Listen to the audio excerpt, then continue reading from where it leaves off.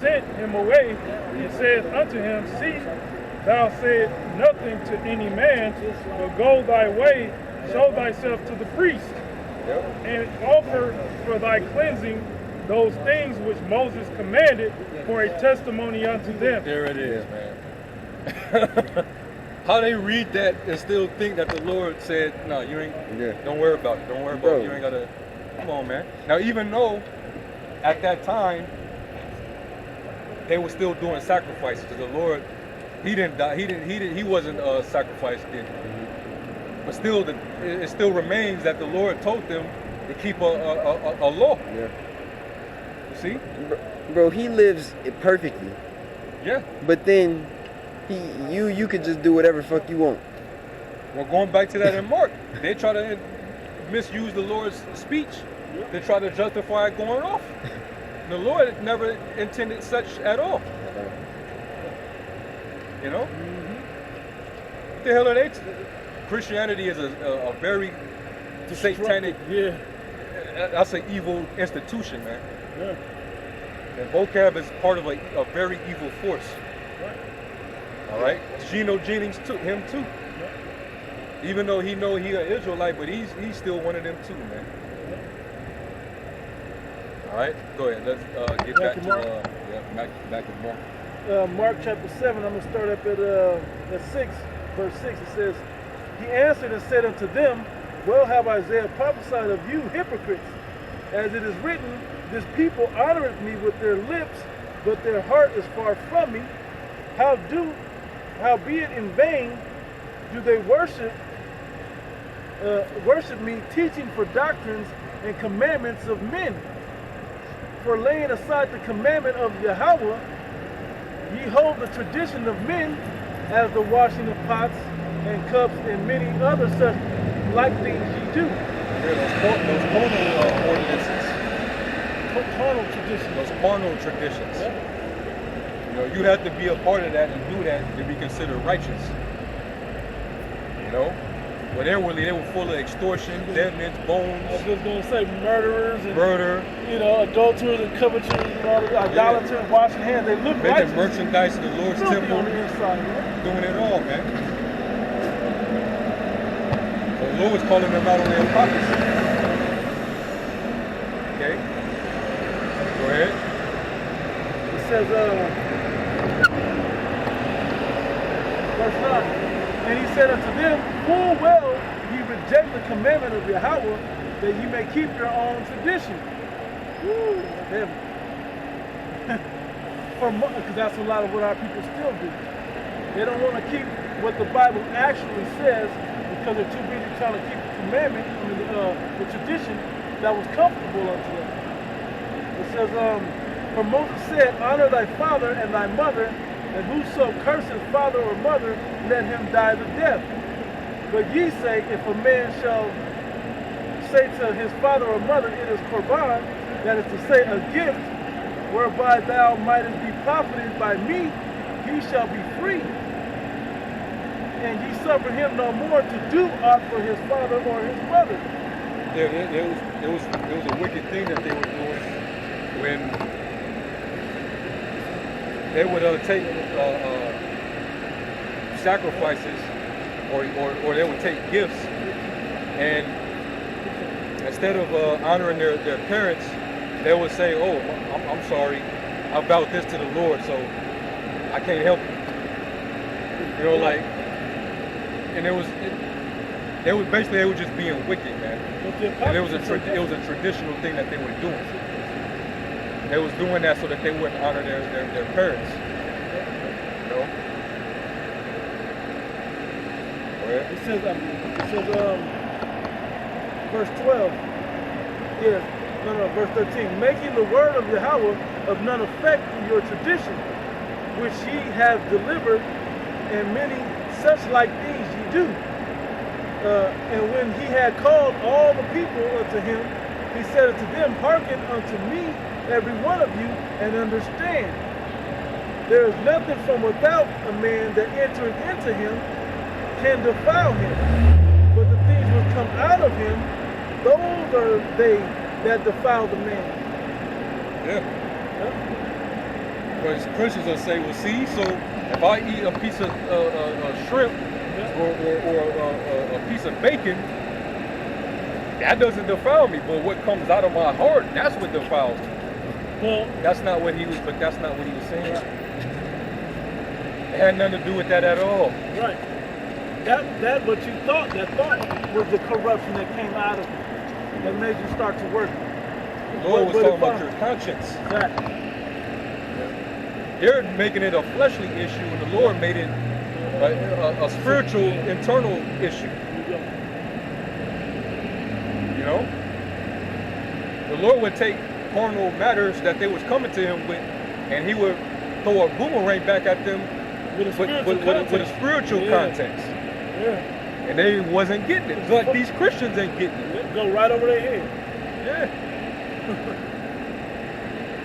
You weren't about eating with unwashed hands, but what about all the adultery that's in your mind? Yeah. So you checking them wives out, or whatever. Yeah. Like those. What about you you getting ready to premeditate a sacrifice because you about to go do some dirt? Yeah. You don't think that's dirty, filthy? How was title? How was I saw? How was I cut those? They would describe the Pharisee that was condemning that prostitute. That woman that was caught in the act of adultery. Yeah, brought their sins out and on the ground. You know, it's hypocrites. Yeah. Just like the book. You know. And read all the way down because they always stop right there. Yeah. So you can eat electric, right? When they ask the vocab, can you eat electric eel? You see where the minds of the Christianity's at. Yeah. They thinking like they just hope please say yes. Yeah. And then he brings that and butchers that scripture and you got basically a wickedness springing out of it. You know, because it ain't just that one Jake. Probably 100 Jakes had the same question. Oh, should I do electric eel now? Or whatever else abominable sport. You know, yeah, exactly. That's the worst one, Jake. Struggle to give up pork. You continuously listening to these Christians, vocabbing them, you gonna get yourself put in a hospital, man. Yeah. You're eating right. Because you're gonna think that's gospel, and now you're defiling your temple, and now the Lord got to destroy it. Yeah. You constantly polluting it, man, with things that he told you not to defile yourself with. And also the Lord will not dwell in Malicious soul. malicious soul. Talking about wisdom. Wisdom, select. Same, you know. And But no, the spirit of the Lord can't dwell in a defiled temple. That's what I was trying to say. Defiled temple. Dirty, man. There's no righteousness in there. You know? You got Romans? You got Corinthians? Anyway, I'm going to keep reading. Read 15 again. It says, because it needs to go together, right? There is nothing from without a man that enters into him can defile him. But the things which come out of him, those are they that defile the man. If any man have ears to hear, let him hear. If you are tuned in to the spiritual aspect of it, right? And when he was entered into the house from the people. See, I would challenge a Christian that still think that the Lord is saying that basically there's no dietary law now. Show me where he broke the dietary law. Bro. See, the Lord would have demonstrated that to the apostles. You know? He would have, hey, fear not. Here, somebody hand me a piece of shrimp. You know what I'm saying? He didn't do nothing like that. Are you crazy? The Lord was without fault, man. He was perfect. So you're not going to find the Lord doing any type of transgression of the law. Bro, why is it reiterated in Isaiah the 65th chapter? About the broth of abominable vessels, you know? About what you're not supposed to eat, swine's flesh. Like what? And that's going into prophecy. When he comes back in return, if he find you doing them things, you're going to be consumed. Yeah. And Vocab got cut by that when he went down to the Dallas. Yeah. He admitted that was a future prophecy. You know, That man, he gonna get a lot of people destroyed, man. Any of you simple ass Israelites following these people, hey, you ain't gonna have no excuse, man. You ain't gonna have no excuse, man. The Lord, he tried to, the Lord, he knew he wasn't gonna get through to you because he made you that way. Right. But he still told you. He still told you either way. Still warned you, even though it wasn't gonna get through to you. Is that piece of it coming out right now? Good.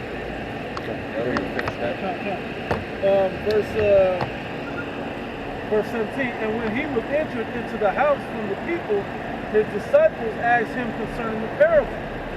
Right? And he said unto them, are ye so without understanding also? Do ye not perceive that whatsoever thing from without entereth into a man, it cannot defile him? Because it entereth not into his heart, but into the belly, and goeth out the draught, purging all meats. Like you said, you shit it all out. Yeah. And mind you, this is still talking about eating with dirty hands. Right. If I eat a piece of bread and my hands happen to be dirty, I forgot to wash my hands, that's still gonna go through me and come out of me. All right? That's the point that he's making. He's not talking about, well, if you eat some shrimp or if you eat anything that the Lord told you not to eat, well, it's just gonna go through you and come out of you. Don't worry about it. Yeah, and it's going and the toxins gonna seep into you and fuck your whole organs up.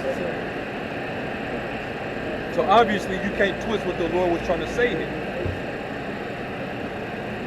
You preach this love doctrine, but if you're saying that the Lord was saying that, then you're saying that the Lord really don't love his people. But we know the Lord didn't, that's not what he was teaching. Go ahead. It says, verse 19. No. I'll start at the middle of 18 again. It says, do ye not perceive that whatsoever thing from without entereth into the man, it cannot defile him? Because it entereth not into his heart, to his mind, right? But into the belly, and goeth out into the draught, purging all meats. And he said, that which cometh out of the man, that defileth the man.